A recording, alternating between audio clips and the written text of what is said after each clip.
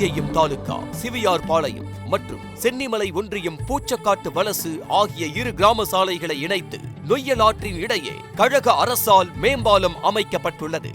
காங்கேயம் பகுதி கைத்தறி நெசவாளர்கள் வேலை நிமித்தமாக சென்னிமலைக்கு செல்லவும், பரஞ்சேர்வழி கிராம மாணவர்கள் பசுவப்பட்டி மேல்நிலைப் பள்ளிக்கு செல்லவும், இப்பகுதி விவசாயிகள் தங்கள் விளைபொருட்களை காங்கேயம் மற்றும் சென்னிமலை வாரச்சந்தைக்கு விற்பனை செய்ய சென்று வரவும் மற்றும் பிரசித்தி பெற்ற கரியகாளியம்மன் கோயிலுக்கு செல்லும் பக்தர்களுக்கு இந்த பாலம் பெரும் வசதியாக உள்ளது.